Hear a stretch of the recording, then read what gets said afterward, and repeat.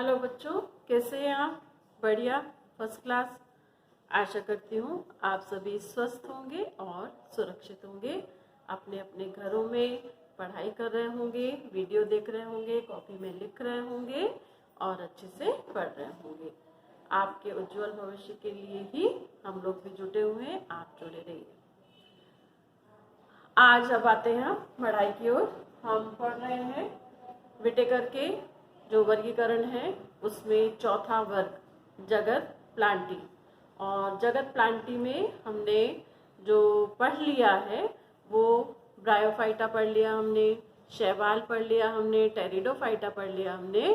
अब आज हम पढ़ेंगे, और हमने जिम्नोस्पर्म भी पढ़ लिया। जिम्नोस्पर्म के बाद आज हम पढ़ेंगे एंजियोस्पर्म। एंजियोस्पर्म क्या है? एंजियोस्पर्म हिंदी में यदि बोले तो आवृत बीजी पौधे हैं। आवृत बीजी पौधे, जैसे ही आपको कोई आवृत बीजी या एंजियोस्पर्म नाम आता है तो दिमाग में एकदम से आ जाना चाहिए कि फल जो है उसके अंदर बीज पाया जाता है। बीज ढके हुए, आवृत यानी ढके हुए, बीजी यानी बीज। तो ऐसे पौधे जिनमें फूल होते हैं, फल लगते हैं और फलों के अंदर बीज पाए जाते हैं, वे सभी पौधे आवृत बीजी या एंजियोस्पर्म के अंदर आते हैं। इसको बिल्कुल अपने दिमाग में फिट कर लीजिए। ऐसे पौधे पूर्ण विकसित पौधे हैं जिनको हम अपने आसपास देख पाते हैं। ऐसे पौधों में जड़, तना, पत्ती होती है। इनका जाइलम और फ्लोएम पूर्ण रूप से विकसित होता है, 4-4 कोशिकाओं से बना हुआ होता है। इनकी जड़ें भी विकसित होती हैं और इनमें पत्तियां बहुत अधिक मात्रा में पाई जाती हैं। सबसे छोटा पौधा वोल्फिया है इसका, और सबसे बड़ा जो पौधा है वो चीड़ को कहा जाता है। सबसे ऊंचा लंबा पौधा जो है वो आवृत बीजियों में चीड़ का कहा जाता है। अब इसमें जो पौधे पाए जाते हैं उनको भी फिर आगे चलकर, फूल तो लग रहे हैं, बीज भी लग रहे हैं, फिर आगे चलकर उनको 2 भागों में बांटा गया है। वो 2 भाग हैं, एक बीजपत्री और द्विबीजपत्री। द्विबीजपत्री उनको कहते हैं जिनके बीज को तोड़ने पर हमें 2 भाग मिलते हैं, और एक बीजपत्री उन्हें कहते हैं जिनके बीज को तोड़ने पर हमें 2 भाग नहीं मिलते, एक ही भाग मिलता है। जैसे आप चने को यदि छिलका हटाएंगे, तोड़ेंगे, तो उसमें आपको 2 पार्ट मिलते हैं, वो द्विबीजपत्री। लेकिन गेहूं का जो बाली है उसमें से आप छिलका हटाएंगे तो उसमें केवल आपको एक ही दाना मिलेगा, और वो तो बाद में डिवाइड नहीं होता, वो एक बीजपत्री। तो आज हम पढ़ेंगे किसके बारे में? आवृत बीजी के बारे में। ठीक है, तो आवृत बीजी यानी एंजियोस्पर्म, आवृत बीजी। आवृत बीजी बोलने पर बिल्कुल आपके दिमाग में क्या आना चाहिए? फूल, फल, बीज पाए जाते हैं। बीज फल से ढका होता है। एंजियोस्पर्म।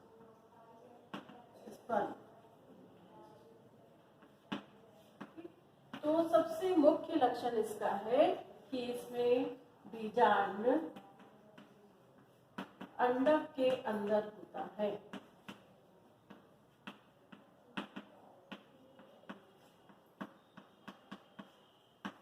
अतः बीज फल के अंदर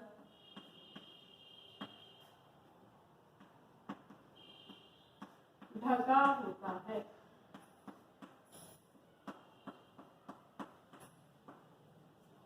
ठीक, इसमें जड़, तना, सत्य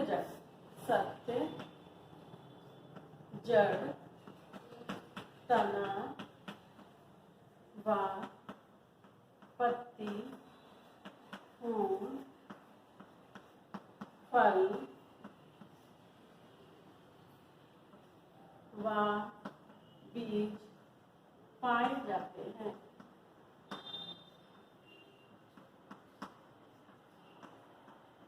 आज के समय में सबसे विकसित पौधे हैं। फिर तीसरा जाइलम व फ्लोएम पूर्ण विकसित होते हैं।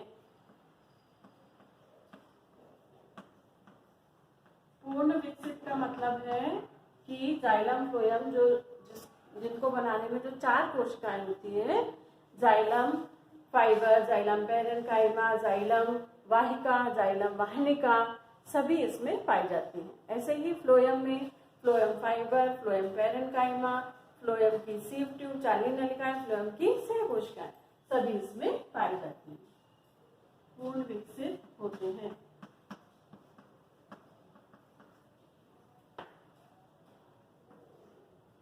तना, काष्ठी, दुर्बल, शाखित या अशाखित हो सकता है।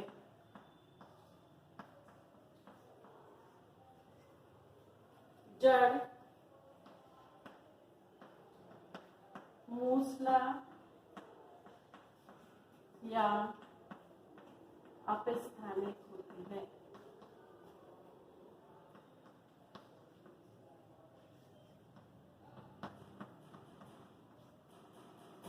प्रजनन मुख्यतः लैंगिक पाया जाता है। प्रजनन मुख्यतः लैंगिक रूप से होता है। व प्रजनन अंग पुष्प होता है तथा प्रजनन अंग पुष्प होता है। ठीक, अब पुष्प में 4 चक्र होते हैं, जिसमें जो बाह्य दल है और दल है ये उसके जनन अंग नहीं है, ये केवल सुरक्षा और कीड़ों से परागण के लिए है। अंतर 2 प्रकार के अन्य अंग पाए जाते हैं जिन्हें हम पुमंग और जायांग कहते हैं। तो गुरु बीजाणु निर्माण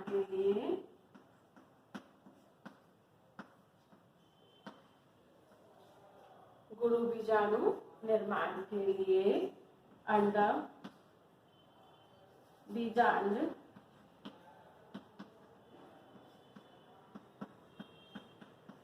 होता है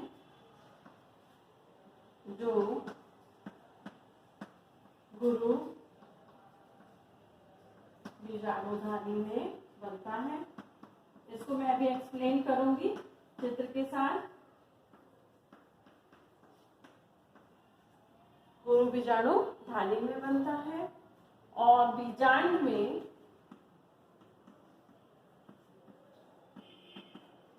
अंडक होता है।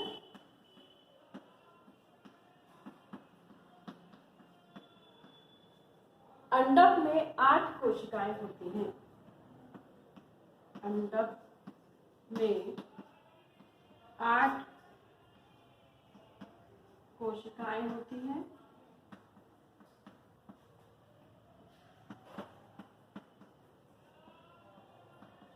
जिसमें 8 कोशिकाओं में एक अंड कोशिका होती है जो निषेचन में भाग लेती है और एक द्विध्रुवी कोशिका होती है जो निषेचन में भाग लेती है।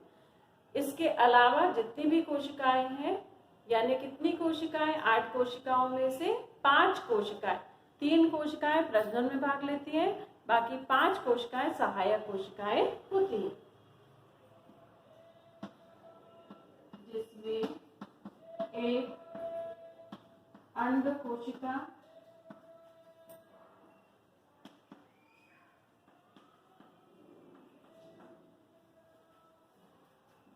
दो द्विध्रुवी कोशिका तथा 5 सहायक कोशिकाएं होती हैं। अब इसका मीनिंग क्या है मैं अभी समझा रही हूं आपको। 5 सहायक कोशिकाएं होती हैं।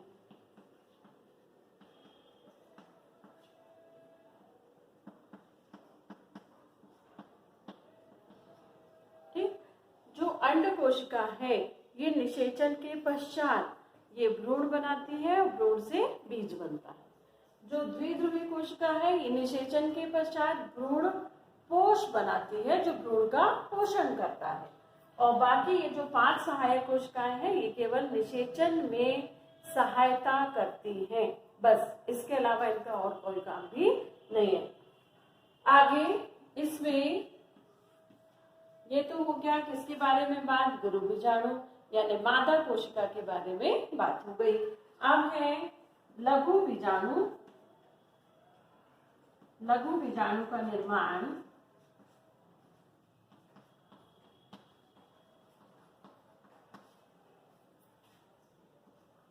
लघु बीजाणुधानी में होता है।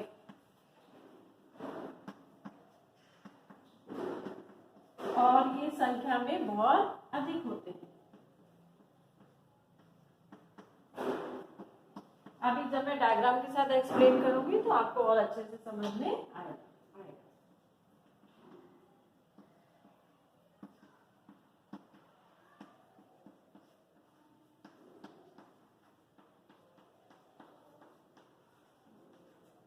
आप अपने चारों ओर जितने भी पुष्पीय पौधे देखते हैं जिनमें फल लगते हैं, फल के अंदर बीज होता है, सब किसके अंतर्गत आते हैं, आवृत बीजी के अंतर्गत आते हैं। इनकी क्या क्या विशेषता है, मुख्य विशेषता इनमें बीजांड होता है और वो अंडाशय के अंदर होता है, अंडाशय के अंदर होता है। और अतः जब बीज बनता है तो वो फल के अंदर ढका हुआ होता है। सत्य, जड़, तना और पत्ती, फूल, फल, बीज सभी अंग पौधे के जो है वो पाए जाते हैं। जाइलम व फ्लोएम पूर्ण विकसित होते हैं, मतलब जाइलम 4 कोशिकाओं से, फ्लोएम भी 4 कोशिकाओं से बना होता। अपन ने टेरिडोफाइटा में देखा था कि उसमें जाइलम में वाहिका नहीं थी और फ्लोएम में सह कोशिका नहीं थी, लेकिन इसमें सभी कोशिकाएं पाई जाती है। तना काष्ठी या दुर्बल हो सकता है, शाखित भी हो सकता है, अशाखित भी हो सकता है। जड़ें मूसला या अपस्थानिक होती है, कई प्रकार के और भी वेरिएशंस इसमें होते हैं। प्रजनन मुख्यतः लैंगिक रूप से होता है और प्रजनन अंग जो है वो पुष्प होता है। पुष्प में जो पुष्प के 4 अंग हैं, अभी डायग्राम में मैं आपको बताऊंगी कि बाह्यदल, दल, पुमंग और जायांग, ये 4 अंग पाए जाते हैं पुष्प के अंदर। और जो उसमें जायांग है उसमें गुरु बीजाणु का निर्माण होता है।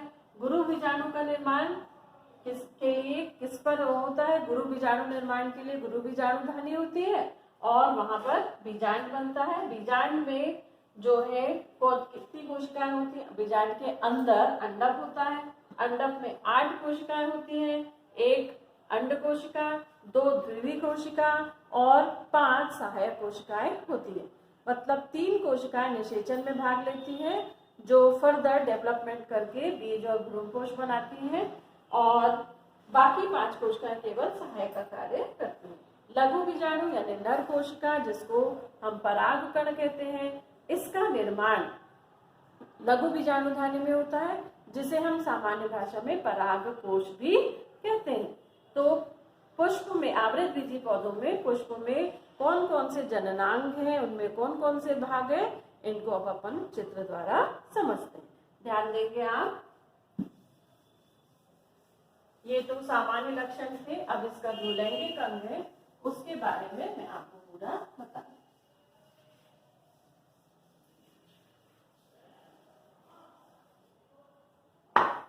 इधर देखिए, ये है पुष्प का वृंत, इसमें ये है बाह्यदल जो कि अधिकतर फूलों में ग्रीन कलर के होते हैं। इसके बाद इसमें ये है इसके दल, ये मैंने जो बनाया है ये लंबवत काट है पुष्प की, तो इसे क्या बोलते हैं, ये है बाह्य दल। पुष्प की कलिका की रक्षा के लिए बाह्य दल को कैलिक्स भी कहा जाता है। फिर बाह्यदल पुंज को ये है दल, इसे करोला कहा जाता है जीव विज्ञान की भाषा में। अब इसके बाद ये तो हो गए ऐसे अंग हैं जो या तो पुष्प को सुरक्षा देते हैं या परागण के लिए कीड़ों को आकर्षित करते हैं। अब मुख्यतः प्रजनन अंग कौन से हैं वो अपन देखते हैं।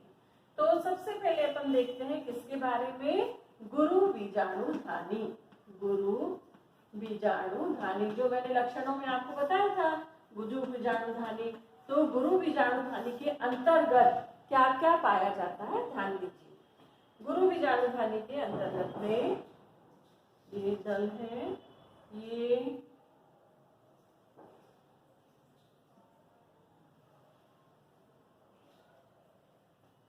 हिस्सा इस तरह से अधिकतर पुष्पों में होता है। कुछ में आपको लंबा मिलेगा, कुछ में छोटा मिलेगा, कुछ में चपटा मिलेगा, वेरिएशंस होंगे लेकिन सब में यही मिलेगा। इस पूरे भाग में 3 भाग हैं। इसको पूरे हिस्से को कहा जाता है जायांग। इस पूरे हिस्से को क्या कहा जाता है, जायांग। थोड़ा अलग अलग से कर देती हूँ इसको। इस पूरे हिस्से को जायांग कहा जाता है, जायांग यानी गुरु बीजाणुधानी। इसको गाइनोशियम इंग्लिश में कहा जाता है, गाइनोशियम। ठीक, ये प्रजनन अंग है, मादा जनन अंग है। आप एक ही बना रही हूँ, केवल एक हिस्सा बना रही हूँ, लघु बीजाणुधानी।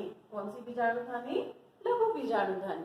लघु बीजाणुधानी में क्या क्या होता है वो मैं इस तरफ लिखूंगी, कौन कौन से अंग होते हैं। लघु बीजाणुधानी, ये पूरी लघु बीजाणुधानी है। लघु बीजाणुधानी को टोटल मिलाकर क्या कहा जाता है, कहा जाता है पुमंग। क्या कहा जाता है, पुमंग कहा जाता है। लघु बीजाणुधानी को क्या कहा जाता है, पुमंग। और इंग्लिश में इसको कहते हैं एंड्रोशियम। पूरे भाग, ठीक। अब एक एक को अपन उठाते हैं और एक एक के बारे में समझते हैं। ये जायांग पूरा यहाँ से लेके यहाँ तक जायांग है। जायांग में जो सबसे ऊपर का भाग है इसे कहा जाता है वर्तिकाग्र। वर्तिकाग्र को इंग्लिश में कहते हैं स्टिग्मा। जो बीच का ये लंबा पतला धागे के समान, किसी में चौड़ा किसी में चपटा, अलग अलग प्रकार का होता है, इसे कहा जाता है वर्तिका। और इंग्लिश में इसको कहते हैं स्टाइल।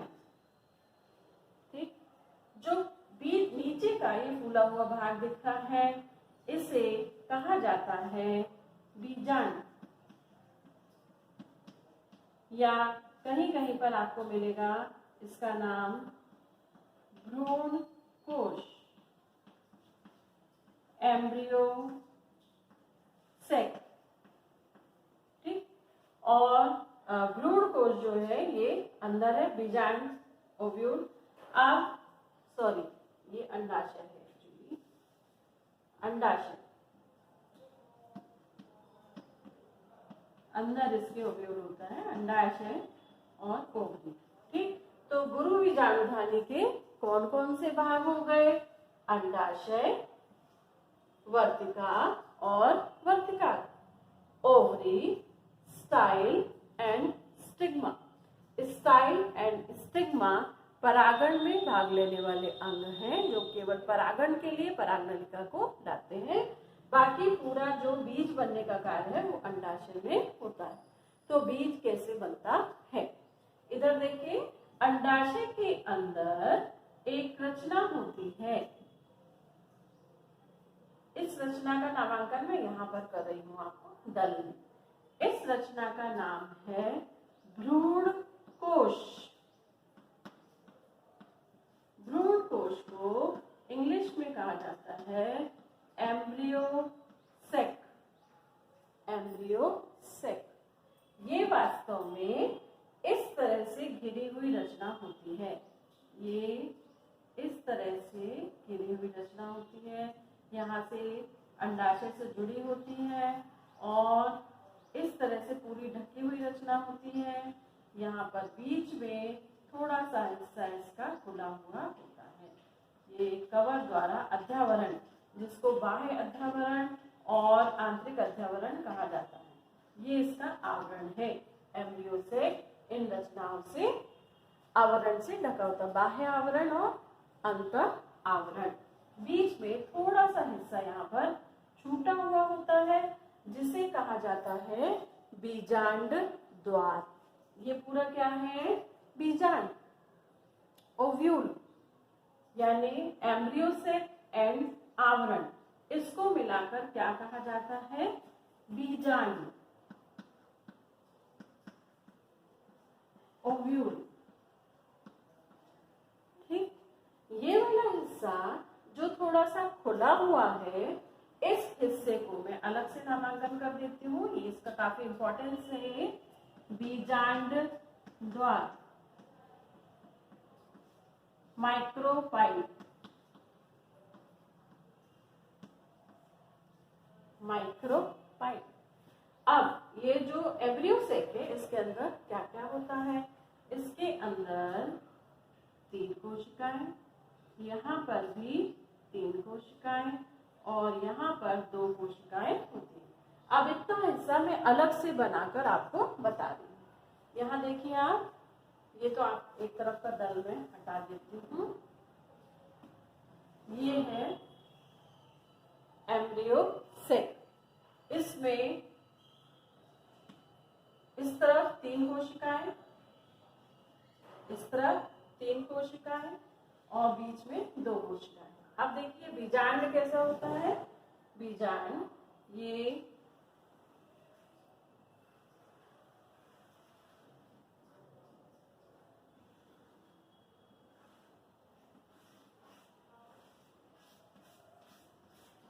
पूरा एक बीजांड है। इसमें 2 आवरण हैं। ये है बीजांड व्रंत, ये है बीजांड के 2 आवरण और अंदर क्या है इसके? एम्ब्रियोसेक। एम्ब्रियोसेक में ये 3 कोशिकाएं हैं, ये 2 कोशिकाएं और ये 3 कोशिकाएं। इनमें से इस तरफ मैं नामांकन कर रही हूँ इनका। ये है अंड कोशिका। अंड कोशिका, इसे कहा जाता है एग सेल। एग सेल, इसी से आगे चलकर बीज का निर्माण, भ्रूण का, और भ्रूण से बीज बनता है। ये जो दोनों कोशिकाएं हैं, ये है सहायक कोशिकाएं। सहायक कोशिकाएं, ये जो छूटा हुआ हिस्सा यहाँ पर दिख रहा है, ये है बीजांड द्वार। ये जो 3 कोशिकाएं हैं, इन्हें कहा जाता है साइनर्जिड्स या सहायक कोशिकाएं। बीच में ये जो 2 कोशिकाएं हैं, इन 2 कोशिकाओं को कहा जाता है द्विध्रुवी कोशिका। द्विध्रुवी कोशिका, या इंग्लिश में इसको कहते हैं बाइपोलर सेल। ये लगभग जुड़ी हुई होती है, लेकिन इनके केंद्रक नहीं जुड़े, मतलब 2 केंद्रक होते हैं। तो इनमें क्रोमोसोम की संख्या 2n होती है और ये जो अंड कोशिका है, इसमें क्रोमोसोम की संख्या n होती है। ये अपन को याद रखना है कि अंड कोशिका में क्रोमोसोम की संख्या केवल n होती है और द्विध्रुवी कोशिका में केंद्रक में क्रोमोसोम की संख्या कितनी होती है? 2n। ठीक है, ये रचना अपन ने यहाँ पर देखी, समझ में आ गया होगा आपको। इस तरह 8 कोशिकाएं डिस्क्रिप्शन में मैंने बताया था। ठीक, अब अपन देखते हैं किसके बारे में? पुंधानी की, लघु बीजाणुधानी के बारे में। तो लघु बीजाणुधानी में क्या क्या होता है? लघु बीजाणुधानी को मैं इस तरफ बनाती हूँ। लघु बीजाणुधानी में एक ये ऐसी डंडी है और एक ये रचना है। इसमें इसे कहा जाता है कुतंतु, इंग्लिश में इसको कहते हैं फिलामेंट,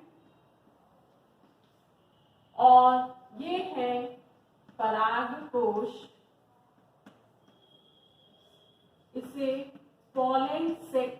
कहा जाता है। इसी के अंदर परागकण यानी लघु बीजाणुओं का निर्माण होता है। ठीक, इतना आपको समझ में आ गया होगा। इसके बाद और अपन और डिस्क्रिप्शन अभी इसका पढ़ेंगे, कैसे निषेचन होता है, क्या होता है। ठीक है,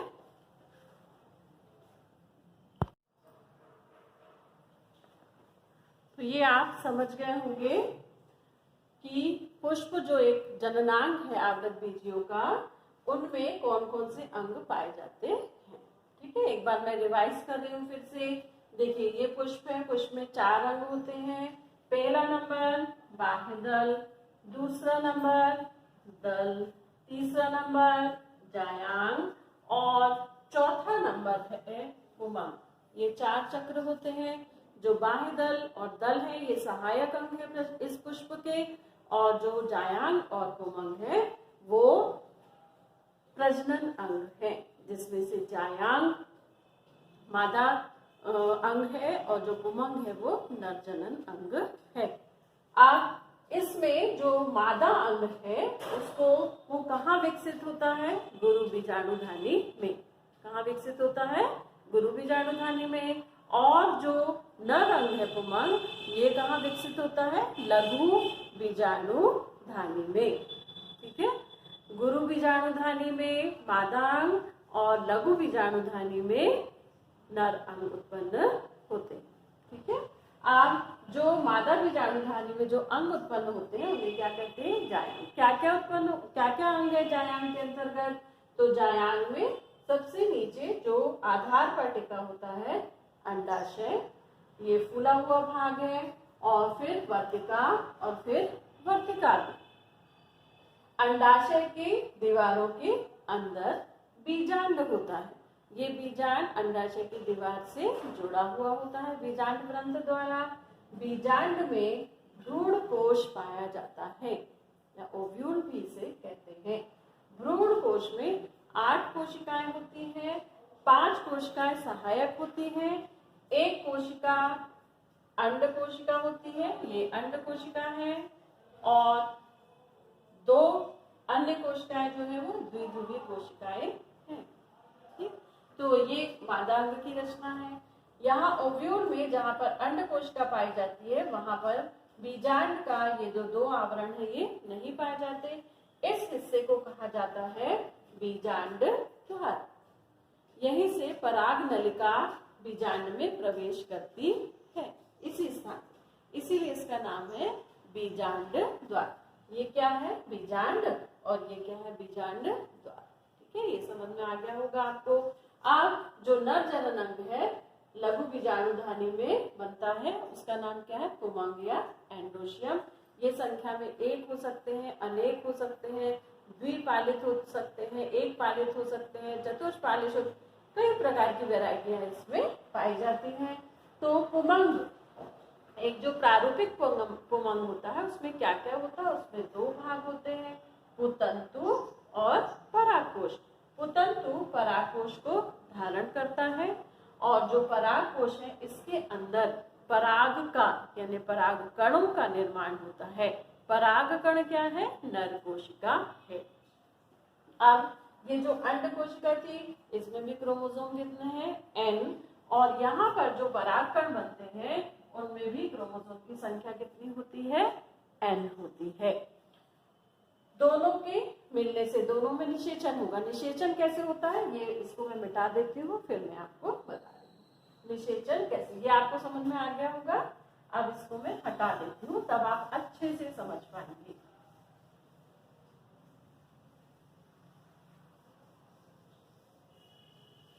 देखिए, ये मादा भाग और वो नर भाग। ठीक, निषेचन की क्रिया कैसे होती है, निषेचन की क्रिया के लिए यदि पुष्प द्विलिंगी है, पुष्प द्विलिंगी है, तो पुष्प के स्वयं के परागकण, यदि अनुकूल परिस्थितियां हैं तो स्वयं के ही परागकण उसमें गिर जाते हैं। किसमें गिर जाते हैं वो अपन बात करते हैं। ठीक है, ये जायांग, ठीक है, और ये है यहाँ पर परागकोश लगा हुआ है। ठीक है, ये एक सिंपल प्रारूपिक चीज में बता रही हूँ। अब सबसे पहले जब इसके अंदर में बीजांड में अंडक में अंडक कोशिका विकसित हो जाती है, तो उस समय क्या होता है?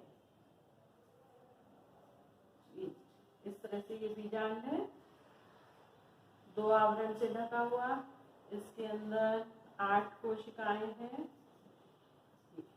अपन ने बना लिया। अब अपन समझेंगे कि जब नर कोशिका बन गई, मादा कोशिका बन गई, तो इसके बाद कौन सी क्रिया होती है आवृत बीजियों में? आवृत बीजियों में पराग कोश में परागकण बनते हैं।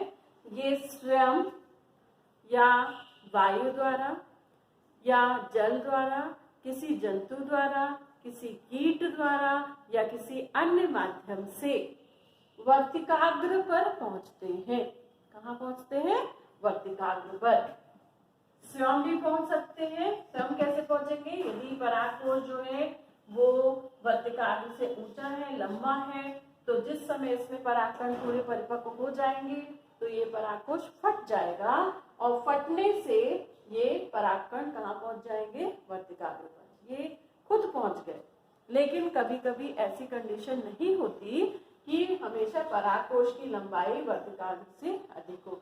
छोटी भी हो सकती है, पुष्प एक लिंगी भी हो सकता है, मादा पुष्प भी हो सकता है, इसमें नरंग नहीं भी हो सकता है। तब उस अवस्था में वायु द्वारा या फिर जल द्वारा, किसी जंतु द्वारा, कीड़े द्वारा, पक्षी द्वारा परागकण वर्तिकाग्र पर पहुंचते हैं। जैसे ही यहाँ पर परागकण पहुंचते हैं तो वर्तिकाग्र से एक रसायन निकलता है जिससे परागकण की बाहरी भित्ति खुल जाती है और खुलने के बाद जो आंतरिक भित्ति है वो पराग नलिका के रूप में निकलने लगती है। ये पराग नलिका के रूप में निकलती है और इसमें जब ये पराग नलिका यहाँ से आ रही होती है तो इस समय इसका जो केंद्रक है, जीवद्रव्य पूरा बाहर आ रहा पराग नलिका के साथ में, तो इसका केंद्रक बट जाता है 3 भागों में। एक तो कायिक केंद्रक होता है और 2 नर केंद्रक होते हैं। कितने केंद्रक होते हैं इसमें? 3। एक कायिक केंद्रक, पहले एक केंद्रक 2 भागों में बंटता है और वो 2 भाग में से एक भाग पुनः बंटता है और 3 केंद्रक बन जाते हैं। ये 3 केंद्रक यहाँ से आ रहे हैं और ये रचना जो इनको लेकर आ रही है उसे कहा जाता है, ये इतना हिस्सा क्या है? अंडाशय। अब यहाँ पर अंदर क्या है? बीजांड। यहाँ पर बीजांड है, यहाँ से पराग नलिका आ रही है, अंडाशय और ये पराग नलिका आ रही है। पराग नलिका यहाँ से बीजांड के पास से होते हुए बीजांड द्वार तक पहुंचेगी। इसके अंदर कितने केंद्रक हैं? 3। 2 नर केंद्रक और 1 कायिक केंद्रक। पराग नलिका जब यहाँ पहुंचेगी तो पराग नलिका का जो अंतिम सिरा है यहाँ पर फट जाएगा और फटने के बाद ये 3 कोशिकाएं जिनको मैंने कलर अलग किया है, ये अंड कोशिका और ये द्विध्रुवी कोशिका, ये निषेचन में भाग लेंगी। बाकी कोशिकाएं निषेचन में सहायता करेंगी। अब निषेचन क्या है? निषेचन का अर्थ है नर केंद्रक और मादा केंद्रक का मिलना। नर केंद्रक या नर कोशिका मादा कोशिका का मिलना निषेचन कहलाता है। देखिए कैसे होता है। जब पराग नलिका यहाँ पर पहुंचती है तो उसी समय बीजांड द्वार की जो भित्ति है वो खुल जाती है और ये सहायक कोशिकाएं फट जाती हैं। ये सहायक कोशिकाएं फट जाती हैं, इसकी अग्रभित्ति फट जाती है। यहाँ से 2 केंद्रक निकलते हैं। कितने केंद्रक निकलते हैं? 2 केंद्रक निकलते हैं। किसमें से निकलते हैं? पराग नलिका में से निकलते हैं। और पराग नलिका से ये जब 2 केंद्रक निकलते हैं तो 1 केंद्रक प्लस अंड कोशिका, अंड कोशिका एक्सेल और प्लस 1 नर केंद्रक, ये आपस में निषेचन करते हैं। ये एक बार निषेचन हुआ। 1 नर केंद्रक अंड कोशिका से निषेचन करता है और उसके बाद जो दूसरा नर केंद्रक है ये जाकर ध्रुवी कोशिका से जो ध्रुवी कोशिका हैं दोनों, उनसे निषेचन करता है। ध्रुवी कोशिका प्लस नर केंद्रक, ये दूसरी बार निषेचन हुआ। एक ही समय में कितनी बार निषेचन हुआ? 2 बार निषेचन हुआ। यहाँ पर अंड कोशिका में क्रोमोसोम की संख्या थी n और द्विध्रुवी कोशिका में क्रोमोसोम की संख्या थी 2n। यहाँ पर मैंने आपको बताया था। अब देखिए, जो नर केंद्रक आया है इसमें क्रोमोसोम कितने हैं? n। जो नर केंद्रक आया है उसमें क्रोमोसोम कितने हैं? n। ध्रुवी कोशिका में कितने हैं? 2n। यहाँ पर अंड कोशिका में कितने हैं? n। ठीक है, ये याद रखना है अपन को। अब एक बार निषेचन, नर केंद्रक अंड कोशिका से जुड़ा। अंड कोशिका से जुड़ने के बाद क्या बनेगा? इसमें भ्रूण बनेगा। क्या बनेगा? इसमें भ्रूण बनेगा और भ्रूण में फिर विकास होगा। विकास के फलस्वरूप बनेगा बीज। क्या बनेगा? बीज। अब यहाँ देखते हैं अपन, ये दूसरा निषेचन हुआ था, 2 बार निषेचन हुआ है। तो ध्रुवी कोशिका और नर केंद्रक जब आपस में जुड़ेंगे तो इनसे जो रचना बनेगी उसका नाम है भ्रूण कोश। इसके अंदर क्रोमोसोम की संख्या 3n होती है। भ्रूण में क्रोमोसोम की संख्या 2n होती है, बीज में क्रोमोसोम की संख्या 2n होती है। अब इसको अच्छे से अपन समझते हैं। चूंकि आवृत बीजियों में 2 बार निषेचन होता है, इसीलिए इस क्रिया को द्विनिषेचन कहा जाता है। द्विनिषेचन कहा जाता है। ये बहुत ही महत्वपूर्ण है। यदि इन दोनों में से कोई एक निषेचन असफल रहे तो जीवनक्षम बीज उत्पन्न नहीं होते हैं।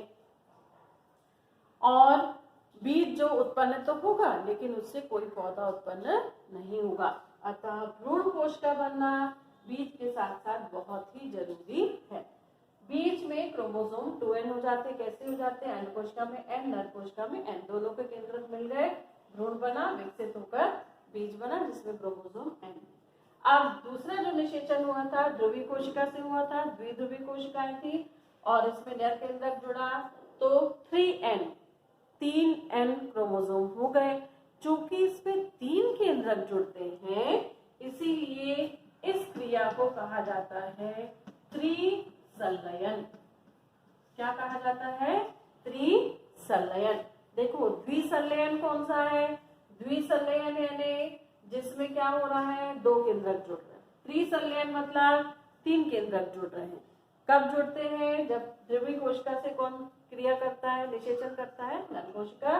त्रिसंलयन के फलस्वरूप भ्रूण कोश बनता है जो भ्रूण को पोषण प्रदान करता है। तो बहुत ज्यादा पूछे जाने वाला प्रश्न होता है कि द्विनिषेचन क्या है? समझ में आ गया होगा आपको। और त्रिसंलयन क्या है? द्विनिषेचन क्या है? आवृत बीजियों में पराग नलिका से 2 नर केंद्रक आते हैं जो अंडक की एक नर केंद्रक अंडक की अंड कोशिका से निषेचन करता है और दूसरा केंद्रक द्विध्रुवी कोशिका से निषेचन करता है। इस तरह निषेचन की क्रिया 2 बार संपन्न होती है, अतः इसे द्विनिषेचन कहा जाता है। ठीक।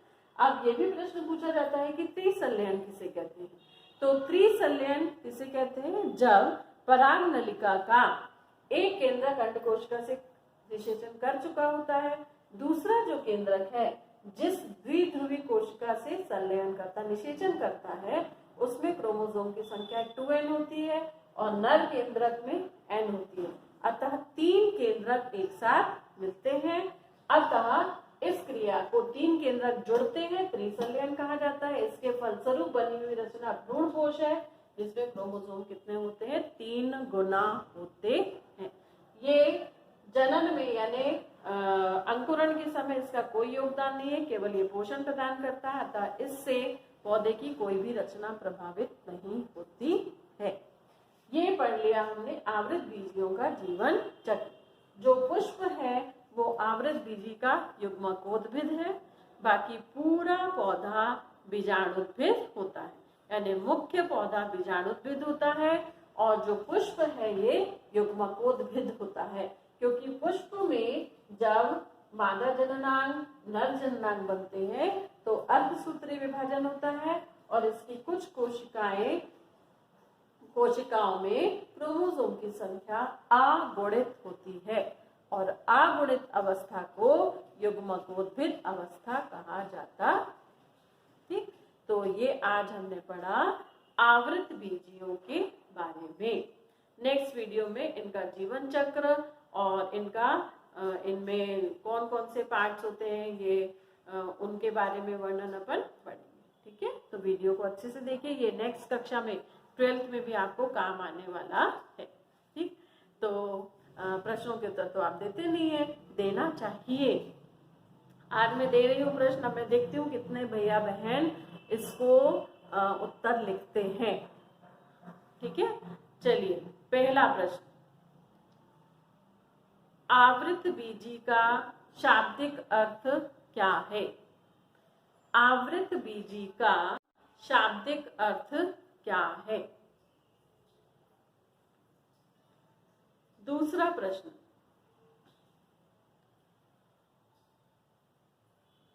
आवृत बीजी के संवहन ऊतक में कौन कौन से ऊतक पाए जाते हैं? नाम बताइए।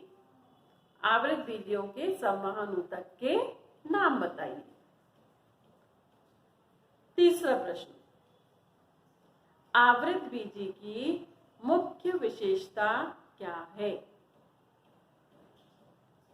अगला प्रश्न, आवृत बीजियों के अंडक में कुल कितनी कोशिकाएं होती हैं?